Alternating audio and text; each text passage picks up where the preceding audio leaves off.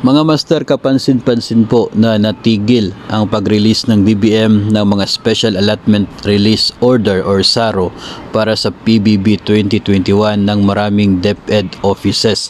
Marami na nga po yung nag-aabang na makatanggap ng kanilang pondo para sa PBB 2021, particular po dyan sa Region 9, maging din sa Region 5 at doon po sa Cordillera at iba pang mga bahagi sa Region 6 na rin po.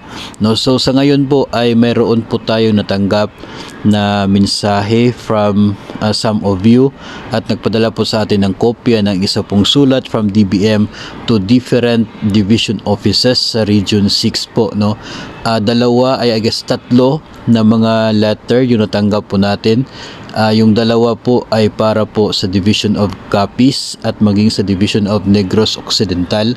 Hindi ko lang po matandaan kung para saan yung isa pong letter na yon at pare-pareho po yung nilalaman. No, yung letter po ay galing sa DBM, signed by Acting Director Maria Lian Gayumali. Ito po ay sa DBM Region 6. No? Pareho po yung mga sinasabing dahilan dito at naka-address po sa kanya-kanyang division superintendents.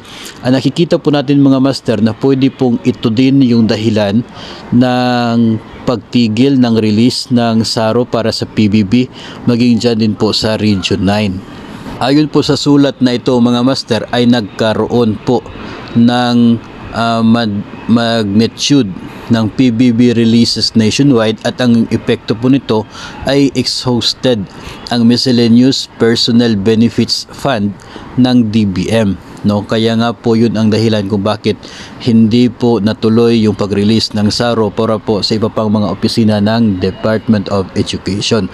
Ayon sa sulat ng DBM ay hinihintay po nila na magkaroon ng augmentation doon po sa pondo para madagdagan ang pondo ng MPBF ng DBM at nang sa ganoon po ay maipagpatuloy ang pag-release ng Special Allotment Release Order para po sa marami pang mga DepEd offices na nag-aabang sa kanilang performance-based bonus sa taong 2021.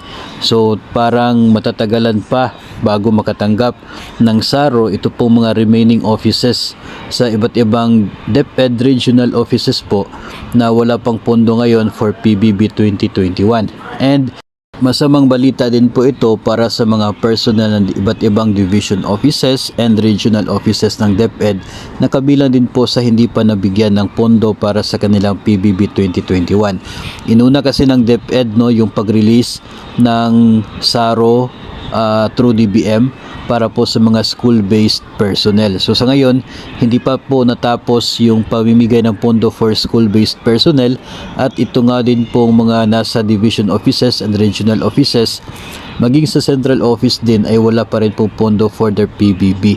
No, so ibig sabihin po nito na ito pong pagka-exhaust ng pondo ng MPBF ng DBM ay maaari din pong maging dahilan kung bakit medyo matatagalan din po yung kanila din pong PBB.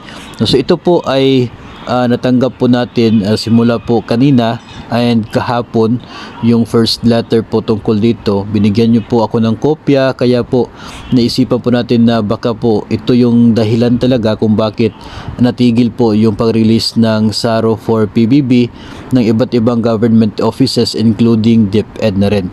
So abang-abang na lamang po tayo na magkaroon ng augmentation sa pondo sa DBM nang sa ganun ay may pagpatuloy yung pag-release ng allocation for PBB ng mga natitirang DepEd offices.